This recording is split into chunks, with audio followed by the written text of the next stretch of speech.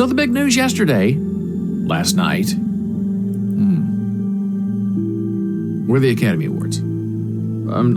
Several unfortunate things happened. This is 2 years. They finally had hosts. They were back. So it'd be a big thing. And we didn't watch it. We watched a different movie. A movie which I will tell you about, which is very interesting. It was on Netflix. But I'll tell you about that a little bit later. But instead, you wake up to the news that Will Smith slapped Chris Rock. And it wasn't a slap, it was a bitch slap. An open hand, meh, slap. But of course, the mainstream media can't call it a bitch slap, they just say slap. And you've probably seen it 1,000 times, and I'm not going to play it again. But there are a lot of things that are very disturbing about his behavior. And I understand you support Will Smith, and then the other side, you don't support Will Smith. And I certainly do not support Will Smith. I mean, if you're going to be upset, you're going to put on a temper tantrum. You don't have to do it on national television. You don't have to interrupt the show. You can quietly speak to Chris Rock later. I don't care what happened in 2016 with them. And you don't slap somebody. I mean, if you're going to go up there, punch him with a closed fist, pick him up and throw him down, put your hand on his shoulder and sternly say, please don't do that again, which would have been effective, had the same effect without all the terrible backlash. But I don't understand this whole idea that, Will Smith is defending his wife. Because Jada Pinkett Smith is very tough. And she has repeatedly embarrassed Will Smith on television and in interviews. Did you see the unfortunate and uncomfortable interview where the two of them were sitting there and interviewing, and she started talking about sexuality and how things go in the bedroom, and Will Smith is sitting there getting red-faced, and why are you talking about this? And here's an article I just found, 10 minutes before we went on the air today. Relive everything Will Smith and Jada Pinkett Smith had said about their marriage. And by God, it goes on and on and on. I mean, every gory, gross detail you want to know about a married couple, they talk about it openly. And they have been in Hollywood for 20 years, 25 years making movies. They're not simps. I mean, he's a cuck, but they're not simps. They know what's going on. They know the score. They know that people talk terrible about them, and they know people love them. That's part of what they do. So to suddenly get upset at the Academy Awards, your one night where you win, and you go up there and you bitch slap Chris Rock. I mean, go bitch slap The Rock. But Chris Rock, come on now. And I just could not help myself from thinking, what if one of the hosts of the Academy Awards had said that? And they're all female. And what if Will Smith had gone up there and bitch slapped one of them? Does that change it? Should it change it? Oh, it's okay that Will Smith can bitch slap Chris Rock, but oh no, okay, don't touch Amy Schumer. Don't touch Wanda Sykes. Don't touch any female comedian. Don't. Now he's crossed the line. Hit Chris Rock all you want, but don't touch the women. And if anybody should have gone up there and bitch slapped Chris Rock, it should have been the person who was allegedly offended. Let Jada Pinkett go up there and bitch slap him. She probably would have got a lot more support than Will Smith did, even though it's wrong and you never raise your hand or your fist to anybody in anger. And he did. And I don't care why he did it, because he did it. Now, the Academy, in the Me Too era, now we have behavior. And we know that it's aimed at sexuality, at punishing men for sexually harassing and interfering with women. And we can reserve the right to remove your Academy Award if we decide that you have improperly behaved socially. Well, what are you going to do about Will Smith? Because he did it on television. He ruined your show. You're going to let him keep his Academy Award? Or you're going to take it away? Well, of course they're going to let him keep it. And he's not going to give it back because they're all duplicitous. And the right-wing media is now going after Hollywood. And in this case, really rightly so. because they said how duplicitous is it of the Hollywood left that Will Smith can go on stage and bitch slap Chris Rock, and then an hour later, in front of the same audience, get applause and ovations, and oh, what a great guy he is, he should have won. He deserved his win as Best Actor. And these conservatives say, why didn't people turn away, walk out, don't applaud him, don't support the bad behavior? But they did. And it's very unfortunate. And it's a big problem. And, Will Smith is going to have to live with that terrible thing he did for the rest of his life. Will it affect his box office potential? I don't know. Should it? Does it make him a terrible person? In the guise of William Hurt and what he did to Marley Mann? Is a slap worse than a rape? I don't know. I think it's all behavior. Oh, now you see my new light is flashing behind me.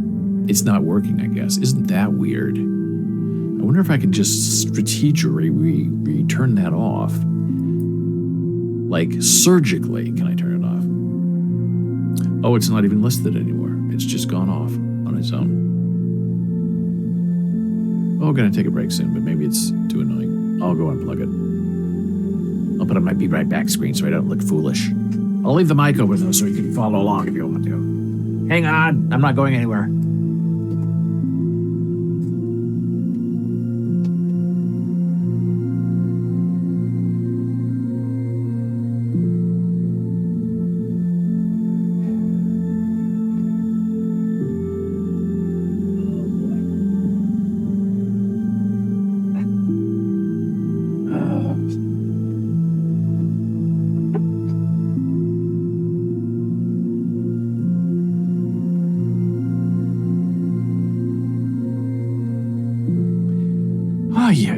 So,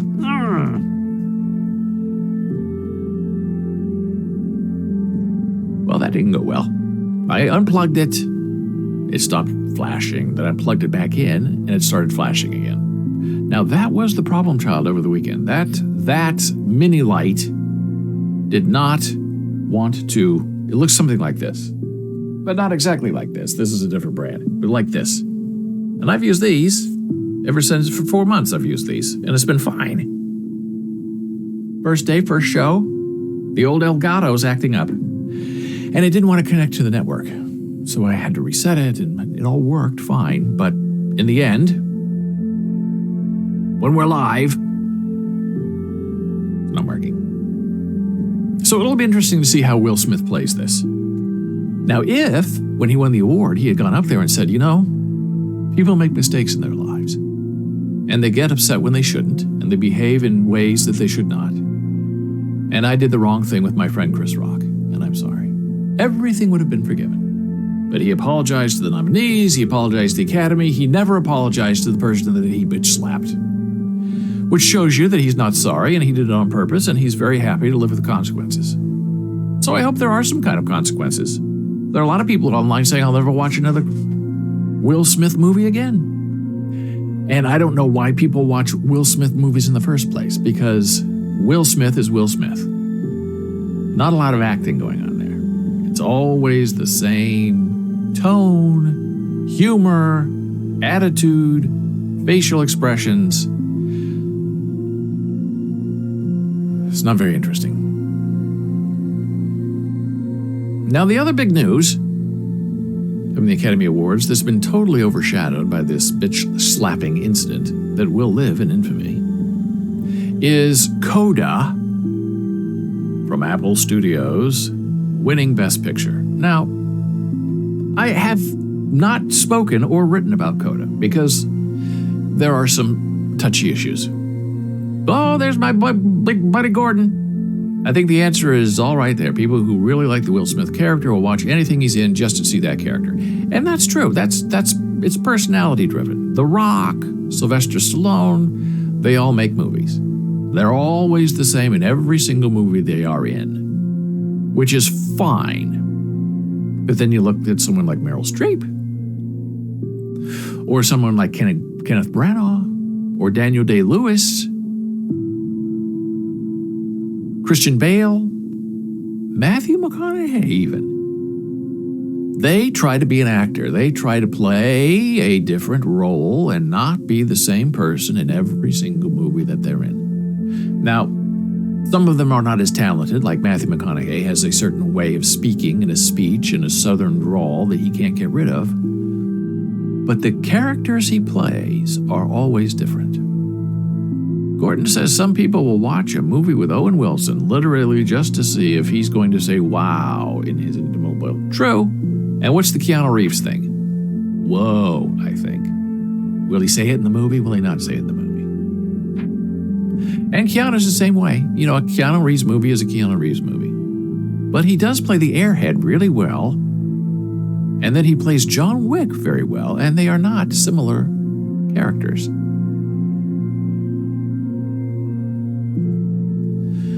So the CODA movie, for me, as a hearing man married to a deaf woman for 33 years, is just another form of virtue signaling. And Hollywood is all about rewarding virtue signaling. And as I've written about it in bolesblogs.com, Apple Fitness Plus, which is one of my most highly rated and popular articles of recent memory, is all about how they are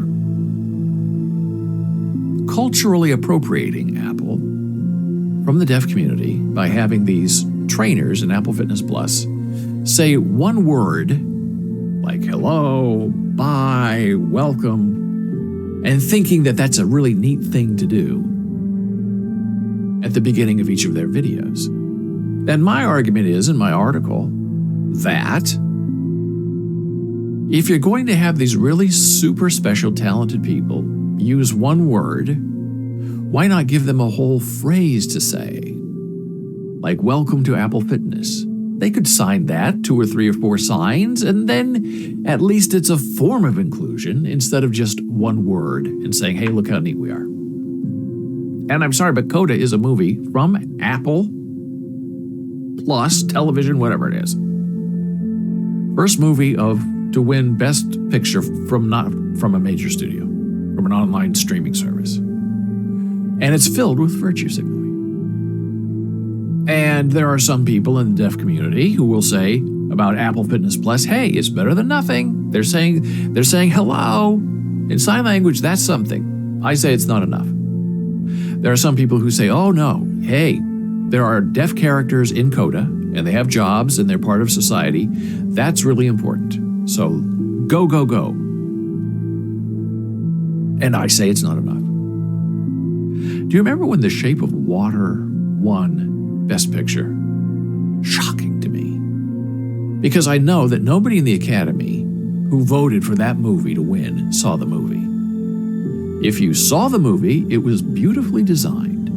And it was a ridiculous story about a woman who wanted to have sex with a sea serpent. And the woman, allegedly disabled, non-communicative, could have been played by a disabled, non-communicative actress, but instead was played by this woman actress who makes her living playing disabled people, which I sort of find offensive. But there are other people who say that's what acting is. You're pretending to be someone you're not. Well, that's fine, but if there is a similarly capable actress who could play the role, and I know there are, why not let the disabled actress have the role and let the hearing actress or the non-disabled actress go have a different kind of role? It's just like The Miracle Worker, the Helen Keller stage play and movie. Why can't you have a deaf child or a deaf and blind child play the role? It would be interesting. Even though the story is not about Helen Keller, the story is about Anne Sullivan, her teacher. The Miracle Worker is not Helen Keller. The Miracle Worker is Anne Sullivan. So back to CODA. So here's why it's just too cute by half. And again, Academy voters say, oh, deaf movie, oh, Apple, oh, okay, I'll vote for it for Best Picture. And remember, all these award shows are only about promotion. It's all about advertising. It's not about being the best. It's about selling the product. It has nothing to do with talent or capability. It's all strategery. And I learned that the hard way as a graduate student at Columbia University from Gerald Schoenfeld of the Schubert Organization. We had class with him on Friday afternoons. And he told us the Tony Awards are PR. And he said, generally speaking, the shows that are good but in the most trouble are the shows that win the awards. Now, he said usually not the major awards because those go to the blockbusters and shows that you just cannot deny them their thing. Some shows are so big they have to win everything. But he said, generally speaking, they try to spread it out, give all the shows a little something that they can put on their marquee that says Tony Award winner for audio sound, because it's a PR mechanism. And that bitch slapped me into the real world. I was virtually bitch slapped by Gerald Schoenfeld back in 1991 because I thought it was all about merit. I thought these award shows were about who was really the best, who was the most talented. And then, ever since then, I've watched all these shows and all these award ceremonies with that in the back of my mind, that this is PR, this is selling people. This is not about talent, this is not about humility, this is not about rewarding someone for the job they did, acting-wise, production-wise. And I thought, oh boy, okay, well that kind of ruins it for me. But that's life. That's how it goes. So CODA is this story about the successful deaf family. They have their own business. They're a part of the community. So people in the deaf community love that because the stereotype of deaf and disabled people in general is that they're lazy, they don't work, they don't want a job, they want to live off the government teat. So there are activists in the deaf community who say, oh boy, just that alone, that there's a big movie with deaf people having jobs, that right there, A+, I support 100%. And there are some people who say if there's any deaf character in any movie, good or bad, support 100%. And while I understand that, I don't think that's the best move forward. So CODA, and this is where it's just really, really too cute. CODA, C-O-D-A, in the deaf community means children of deaf adults, C-O-D-A. And it's hearing children of deaf adults. So the parents are deaf, the kid is hearing, okay? It's an issue. Many CODA kids grow up to be interpreters because that's sort of the role privately that they are forced into in the home. Interpreting for their parents, answering the phone, ordering a pizza. At least that's the way it used to be before, the rise of the internet and TTYs and online ordering through an app. And CODA musically means an end. And it could be a short end, it could be a long end, it could be a repetitive end. So right there, the whole conceit of the movie is just gross. CODA, child of a deaf adult over here, who just happens to like music and who leaves her deaf family to go study music over here. CODA, end. End of my life over here. End of my wanting, and I'm going to be here in my new CODA life that doesn't mean this, deaf, but means this, music, CODA. Now, because there's a story of this young girl who wants to leave her deaf family and go to school and be a musician, okay? Now, deaf people love music. They like bass, they like the music. So that, again, is another hearing point of view, like, too bad the deaf people can't enjoy the music, they can't support her leaving the family because she's going into a music. Oh, CODA, meow. It would have been so much better and much more effective as a story if the whole music CODA thing was taken out of it. Let it be a story about a hearing child of deaf parents who, like any kid, hearing or deaf family or no deaf family, needs to get up, break ties, and go somewhere else and have their own life. And yes, the parents are very reliant on their hearing child. But let the child go work on a boat. Let her go get a PhD in philosophy. But don't make it about music. Just so you can say the CODA over here is the CODA over here, which is what they did.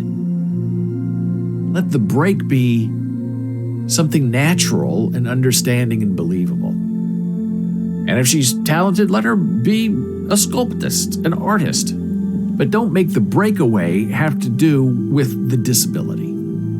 That's the most offensive part of it.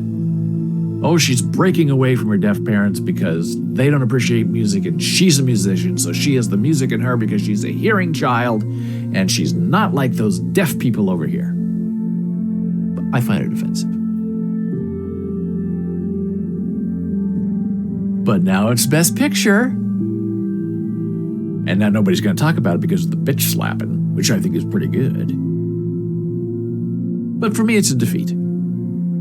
It could have been such an interesting movie. And there are issues, interesting issues, where deaf parents do often rely on their hearing children to help them communicate in the world. Now, it's not as bad as it is today. And that's what some deaf advocates are saying. Look, making, the kid is at home ordering a pizza, okay, that's interesting. But now a kid in a hospital or a medical setting or a legal setting interpreting for the parents and it's a child, that doesn't really happen as much anymore because of the ADA and professional interpreters. And the parents and the institution should say, look, we're not having the child interpret for the parents. We will get a professional interpreter here. We have them on staff at the hospital. They will come in and they will interpret. So in that way, it's sort of outdated. But that's how you build resentment in the hearing community against the deaf and against their families. Oh, look. Deaf parents with a hearing kid. Oh, yeah. They had him so they'd have their own interpreter 24 hours a day. That's how some people see it. And it's just slightly unfortunate.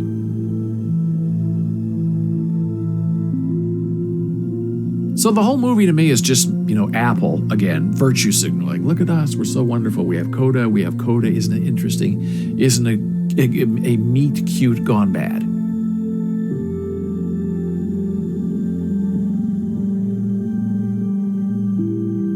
And now just wrapping up the Academy Awards, the only thing that I can think of with this Will Smith thing, which just bothers me, is he says he stood up for his wife. She has alopecia, and Chris Rock was making fun of her. And, be like me. Stand up for the right thing. And I'm reminded of what Mickey Mantle said, the Yankee superstar, who for much of his life was a drunk and an alcoholic. And he was cruel to his family, and he was cruel to his teammates, and he would tell stories that he would hit home runs in the game, drunk.